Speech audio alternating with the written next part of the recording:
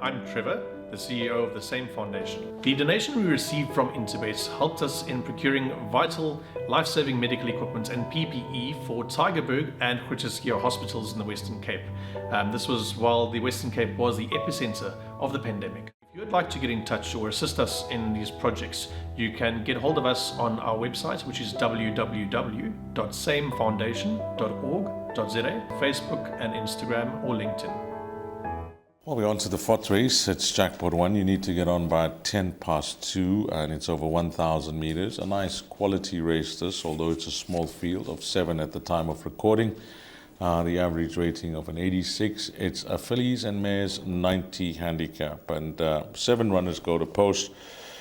Yeah, just as a guide in the betting rail, 1 at 8-1, 2 at 7-1, number 3 at 7-2, 5 at 4-1, and number 7 at 12-10. You think they got it right with the betting? I think it is right. This filly, Pretty Victory, looks to be quite progressive and heading in the right direction. She's won her last 2, and she looks to be a horse that could win her fair share of races, and one that, if things map out for her in her career, she could be headed to some nice feature races along the way. But this will obviously be a test for her, because she's got a big weight to carry for the first time having to concede weight all round.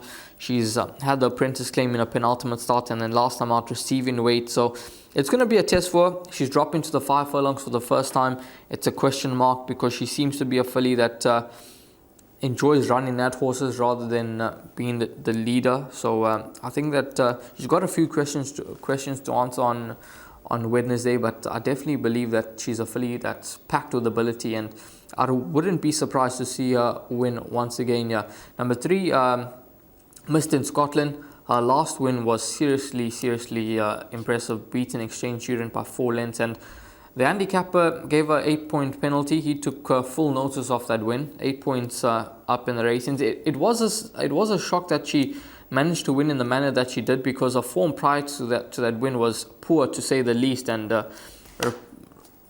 to win by 4 lengths out of the blue at 75-1 in the market, she's going to need to back it up. But I think her confidence would have done the world of good last time out, and I can see her following up. And I think the one horse that I've picked out as perhaps the joker here could be number 1, War Empress.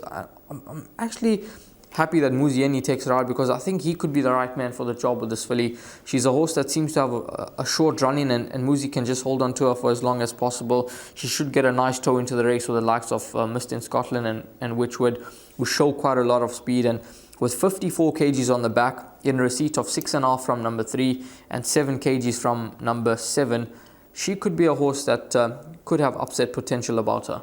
Let me put it to you this way.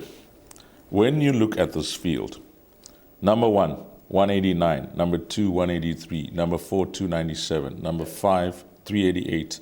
Number 6, 192. All this entire field, barring 2 runners, are very low on confidence when it comes to the win department. And you're going to have to side with the highest rated horses, the horses that are carrying the top weight, the horses that are in form. What's the glaring difference for you between numbers 3 and 7? The glaring difference. I mean, something that is obvious from the 2 horses. One has raced 14 times and the other has raced 5 times. Number 3 has only won over 1,000 meters, and number 7 has only won over 1,200. So you're going to have to be the judge with regards to their ratings over the distance. One's a 5 furlong specialist, the other's 1,200. So you can say number 7, Pretty Victory, is not in a comfort zone when it comes to distance, racing over this 1,200 meter trip, but whether or not it's going to be an Achilles heel that the stable are taking this chance to race her over 1,000 meters, only the race will tell. Are we in agreement that we're going to go with the best form, the horses that are in form, and look to be the ones that should dominate, numbers 3 and 7, or are you looking for a result?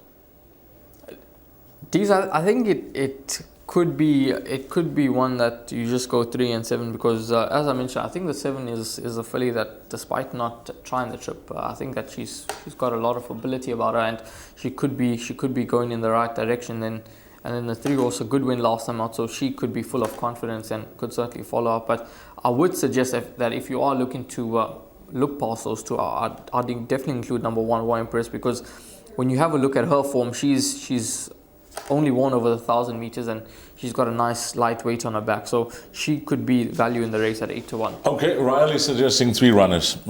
He is sounding a bit long-winded about it because he's not convincing himself, because he doesn't want to go 3 and 7. I can hear it, but he wants to include number 1. So he's going 1, 3, and 7, which is fine because there's 7 runners and it's less than half the field. So he's on the mark with that.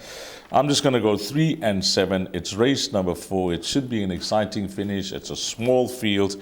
Could the betting be right, or is there an upset on the card? If there is one, well, Mr. Radhakrishna, it's hoping it's number 1, War Empress. My name is Beston. I live in Cape Town. Also, I do delivery. Interbet helped me to realize my dreams.